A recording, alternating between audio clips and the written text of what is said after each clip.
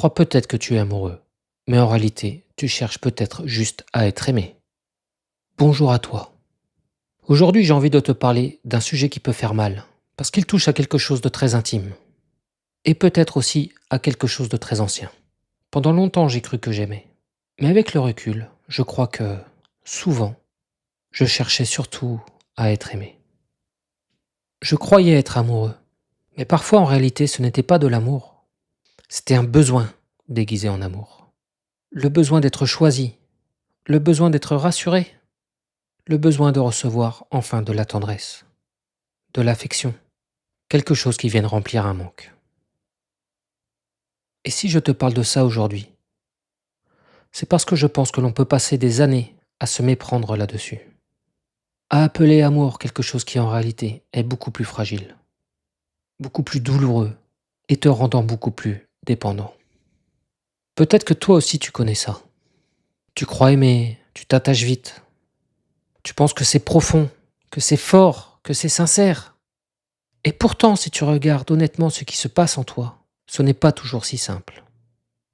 Parfois, ce que tu vis comme de l'amour, c'est surtout un besoin immense, immense d'être aimé en retour, d'être choisi, d'être accueilli, d'être regardé avec douceur, d'être enfin important pour quelqu'un. Et quand c'est ça qui se joue, il se passe souvent la même chose. Tu idéalises vite, tu souffres vite, tu attends beaucoup, tu interprètes énormément. Tu te sens vite rejeté quand l'autre s'éloigne un tout petit peu. Tu crois que tu aimes trop. Alors que parfois, tu as surtout peur de manquer. Et ce manque-là, tu l'accroches à l'autre. Tu espères que sa présence va enfin t'apaiser, le calmer, le remplir. Et si l'autre ne le fait pas, ou pas assez, ou pas comme tu l'espérais, tout ton système intérieur s'agite. Alors tu t'accroches, tu paniques, tu te sens abandonné. Et tu te dis peut-être encore que c'est de l'amour. Mais ce n'est peut-être pas seulement de l'amour. Car peut-être qu'en réalité, c'est surtout une faim affective qui s'est déguisée. Moi, ça, je l'ai vécu très tôt. Enfant, j'étais très souvent amoureux, presque tout le temps. Enfin, c'est comme ça que je l'aurais dit à l'époque. Mais avec le recul, je sais que je n'étais pas vraiment amoureux. À l'époque, dès qu'une fille me rejetait, me repoussait, j'en choisissais une autre, et puis une autre, et puis encore une autre. Pas parce qu'il y avait un vrai élan vers elle. Pas parce que je les connaissais profondément, loin de là. Pas parce que je savais ce que c'était que d'aimer. Mais parce qu'au fond, j'espérais que l'une d'elles m'aime en retour. Me donne de l'affection, de la tendresse. Quelque chose dont je pense avoir profondément manqué. Et je pense que ça a laissé une trace. Car maintenant, avec le recul, je crois que je recherchais chez les femmes quelque chose qui ressemblait moins à de l'amour qu'à une réparation. Quelque chose qui serait venu apaiser un manque ancien. Quelque chose qui me donne enfin ce que j'avais l'impression de ne pas avoir assez reçu. Et ça a duré longtemps, très longtemps. Même une fois adulte, je ne suis pas certain d'avoir réalisé ce que c'était que vraiment aimer. Même avec ma femme lorsque je me suis marié. Pas parce qu'il n'y avait rien, mais parce que je confondais encore l'attachement, le besoin d'être aimé et l'amour. Je savais vouloir être aimé, mais aimer, je ne suis pas sûr.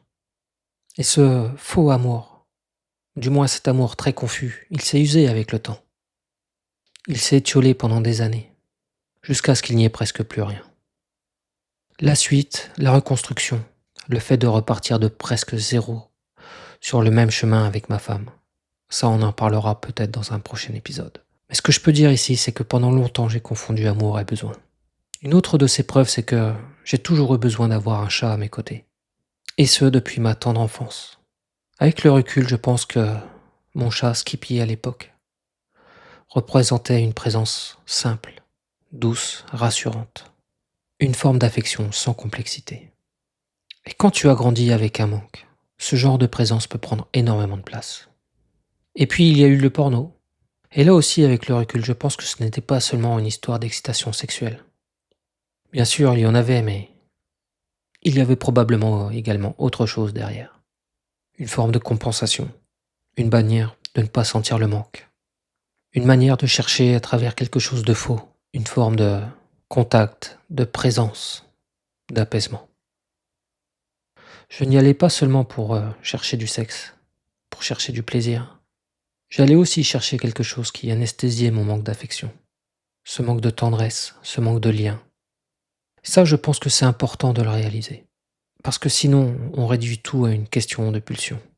Alors que parfois, derrière l'addiction, il y a une faim affective immense. Et puis, il y a eu mes filles. Mais là encore, je ne vais pas te raconter une belle histoire toute propre. Je n'ai pas découvert l'amour comme une réalisation au moment de leur naissance. Et je n'ai pas été un très bon père dans leurs premières années. Il m'a fallu du temps, beaucoup de temps. Crois-moi, je le regrette maintenant, mais on ne peut pas revenir en arrière. Il m'a fallu déconstruire tout ce que j'avais appris, ce que j'avais intégré dans mon éducation, notamment à travers ce que j'avais pris comme modèle masculin ou éducatif. Et donc, petit à petit, un pas après l'autre, et imparfaitement, j'ai commencé à apprendre quelque chose. Pas d'un coup, pas théoriquement, mais réellement. Donc le point clé aujourd'hui, c'est qu'on peut passer des années à croire qu'on aime, alors qu'on cherche surtout chez l'autre l'amour, la tendresse ou l'affection qui nous ont peut-être manqué. Et je crois que c'est une distinction essentielle, parce que tant que tu ne la vois pas, tu restes prisonnier de quelque chose de très confus. Peut-être que tu crois que ton problème c'est que tu aimes trop, alors que peut-être qu'en réalité, tu cherches surtout à recevoir.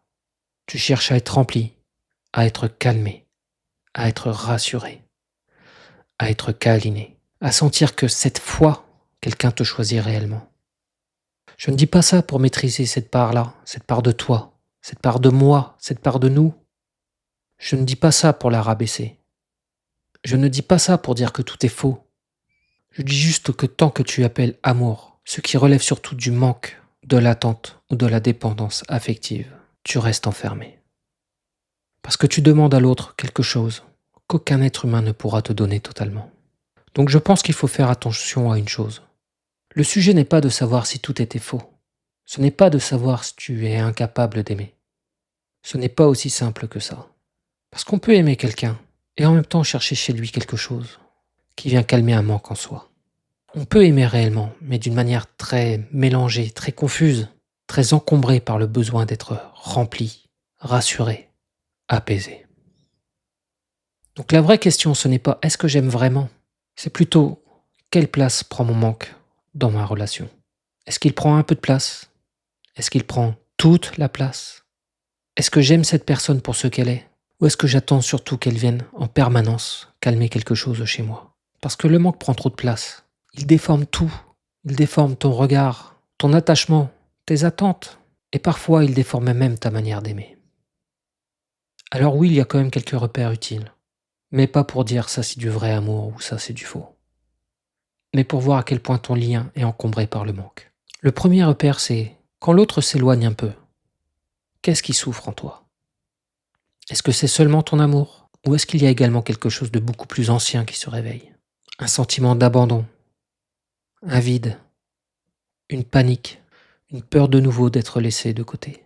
Le deuxième repère, c'est est-ce que tu veux vraiment cette personne? Ou surtout ce qu'elle vient calmer en toi? Sa présence, son attention, sa tendresse, le soulagement que tout cela t'apporte. Le fait que, grâce à elle, pendant un moment, tu te sentes un peu mieux. Et enfin, le troisième repère, c'est quand tu souffres. Est-ce que tu souffres seulement de perdre cette personne? Ou est-ce que tu souffres aussi de perdre ce qu'elle venait calmer en toi? Ce n'est pas la même chose. Et je vois aussi une autre question qui peut faire mal. Est-ce que tu restes avec cette personne parce que tu aimes encore? Ou est-ce que tu as peur de perdre ce que cette relation t'apporte? Et c'est important de le voir. Parce que sinon tu risques de croire que tout vient de l'amour. Alors qu'une grande partie vient peut-être du manque. Et je crois qu'un amour plus juste ne commence pas quand tu deviens parfaitement détaché, ni quand tu n'as plus aucune blessure. Il commence quand ton manque arrête peu à peu de diriger toute ta relation. Quand l'autre n'est plus seulement un refuge, plus seulement un pansement, plus seulement une réponse à ce qui t'a manqué. Et ça, encore une fois, ce n'est pas un interrupteur. C'est un chemin de lucidité, un chemin d'humilité et parfois de réparation. Donc pour conclure, pendant longtemps je n'ai pas su aimer. J'ai surtout cherché à être aimé, à être rassuré, à recevoir ce qui me manquait. Et je crois, non, je sais que ça a façonné beaucoup de choses dans ma vie. Mes attachements, mes relations, mon rapport aux femmes, mon rapport à mes addictions. Et même d'une certaine manière, mon rapport à la douceur. Mais ce que je crois aujourd'hui, c'est qu'aimer vraiment commence quand tu ne recherches plus seulement dans l'autre ce qui t'a manqué. Ça ne veut pas dire que tout est réglé. Ça ne veut pas dire que tu n'as plus de blessures. Ça ne veut pas dire que tu n'as plus besoin de tendresse. Ça veut juste dire que l'autre cesse peu à peu d'être un pansement. Et qu'il peut enfin devenir une personne que tu estimes, que tu rencontres vraiment. On peut donc passer des années à chercher, à appeler amour ce qui est surtout un manque qui cherche à se soulager. Et rappelle-toi, la vraie force du cardinal sensible n'est pas de gagner tous ces combats, mais de ne plus avoir à se battre. N'hésite pas à t'abonner pour être prévenu de toutes les prochaines publications. Et si tu penses que cet épisode peut être utile à l'une de tes connaissances, n'hésite pas à lui partager. À bientôt.